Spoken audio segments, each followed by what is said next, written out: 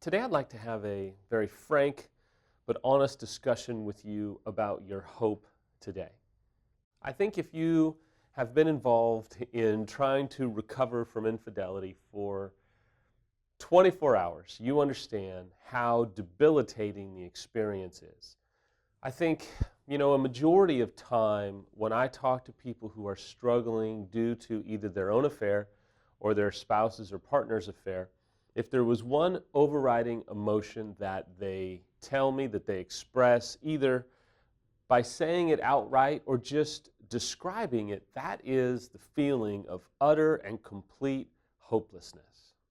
Then what happens is we get on the internet and we start to read and we stumble upon different chat rooms, messages, different websites filled with people who are still stuck, still angry, still bitter, still acting out, still describing the hurt and the pain that they themselves are stuck in excess of 5-10 years down the road.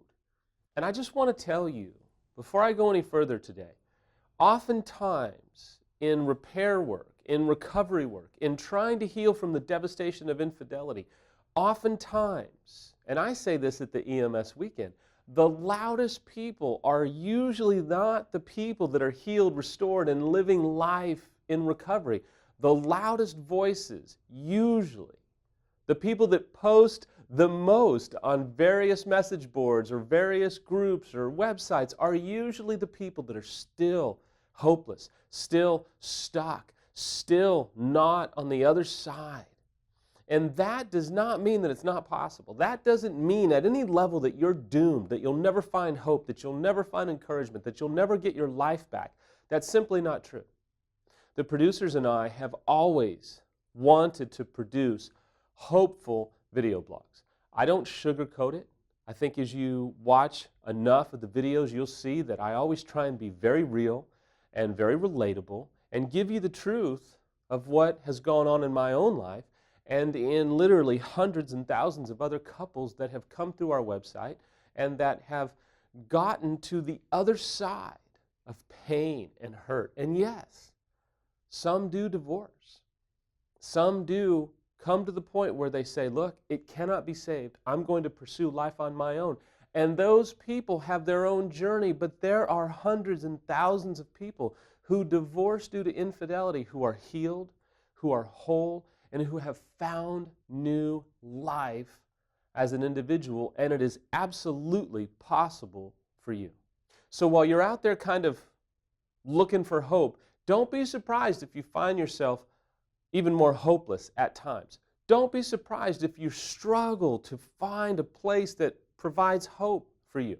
At affairrecovery.com, there are multiple stories and testimonials from people who have been healed, found restoration, whose spouse who was unfaithful came up out of the delirium and found recovery work and have not acted out and have not relapsed and have found wholeness as a person, and then their marriage has found wholeness. You can read for hours on that site. You can go onto YouTube and you can see video testimonials of people, not just myself, who have healed and found hope. You see, the thing about hope is hope does not feed itself. That's the thing about our hope. We have to feed our hope. We have to encourage ourselves. We have to stir our hope, sometimes every day, and yes, sometimes every hour. You see, hope is typically not just dead or alive, right? Sometimes we oversimplify things. My hope is dead, or my hope is alive. And the reality is our hope goes through this metamorphosis sometimes on any given day where we may start the day incredibly hopeless and go through a myriad of emotions and pain and hurt and ups and downs and mood swings and lashing out and crying and all of that, and then we may end the day hopeful, or vice versa. I mean, I completely understand.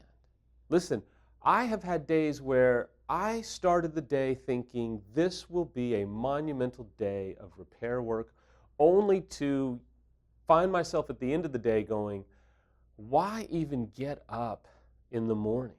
And it can fluctuate in a million different ways. But you can't oversimplify it to think your hope is dead or alive. It's going through this metamorphosis. But at the end of the day, if there's one solid truth I have to tell you is you have to feed your hope. You are going to have to build your own hope. There is not, as you've probably learned already, there's not a large line of people lining up to encourage you and bring you hope and give you life and tell you it's going to be okay.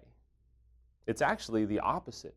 There's so many people out there ready to just tell you, oh, they'll never change. Oh, they'll never get better. Oh, let me tell you on a personal level, I love doing this. You would think that people would be lining up to applaud little Samuel here just trying to bring hope, but there are some really angry people that hate what we do and hate what we're trying to do. It is what it is. My hope is secure in what I and we are doing to help you sometimes get through the day, sometimes get through the week. Really, we understand the journey that you are walking through. Another kind of quadrant of hopelessness is the fact that you may have lived with your hope being in your spouse. It is incredibly diabolical to try and find hope when the person that you've been hoping in has absolutely devastated your life. I would tell you that that is now the opportunity to recalibrate your hope. Whether you come from faith or whether you're an agnostic or an atheist, the reality is we are all hoping in something. This is an opportunity for you to recalibrate what you're going to hope in. This is the opportunity for you to take a big, hard, wide look at where your hope is. Whether you come from faith and your hope is in Christ, or whether you are an agnostic or atheist or so many other things and your hope is in a completely different place, that's fine, but you're going to need that hope. One of the most defining moments of my own hope was when a trusted friend sat me down and said what I'm saying to you, which is you have to take ownership of your own hope. For you to sit back and wait for hope to come visit you or to overtake you or to visit you in your car and just simply lift you up, it does not happen. It's very seldom that any type of moment like that happens. Yes, there are wonderful moments where maybe you've found some music, watched a video, heard a testimonial, talked with someone. Maybe these videos are helping you. There are those moments where the wind comes and refreshes you and encourages you. But hope does not just arrive on the scene. It is one of those things that you have to make a commitment to build your own hope. And here's one reason why some people don't. And I really am going to caution you. This is going to be a very direct conversation. I certainly don't mean it to offend you. I mean it as a bit of a checklist for you to go, am I doing this? I have done this, yes. And I have had to be confronted in a different type of way, and I've had to confront myself. I hope that you can hear this. Maybe you need to confront yourself. Maybe I'm the one that is going to be a bit of a confronter. I don't know. I think if you've watched maybe at least 3 or 4 of my videos, you know that my heart is to help and to care for you and to give you every ounce of the fabric of my being, of who I am and what I've learned and been trained on to help you find hope. Sometimes we don't pursue hope, we don't pursue faith, we don't pursue recovery work because we would rather be the victim. Sometimes we would like to maintain our status as the offended or the betrayed or the wronged as an unfaithful or slighted. We would like to maintain this moral high ground or higher ground by not doing recovery work. We would rather be a victim. We'd rather kind of wallow in self-pity, especially as an unfaithful, and think, well, I've done this to myself, and my spouse or my partner didn't really care about me, and man, I'm just so broken, and I'm so hurt, and I've done so much damage to myself, and we build ourselves this wall of victimization, even though we've done it to ourselves, and we relish, we almost become somewhat narcissistic in our hurt and pain. And that is possible for both spouses. Ask yourself, are you kind of relishing in the fact that you are the victim in this? Are you allowing yourself to lay down rather than getting back up? Now, again, I warned you, this is a tough conversation. But there are times, certainly not early on in your recovery work, but there is a season, there is a time where someone who's maybe been through it before and can relate to you might say to you, what are you doing to build your own hope? You see, sometimes we would rather maintain the victim status so that people would feel sorry for us than actually kind of rolling up our sleeves and getting after it to help ourselves. See, your hope wants to live again. I promise you. I bet all the money that I've ever made and lost, and any money I have right now, I'd bet it all that your hope wants to live again.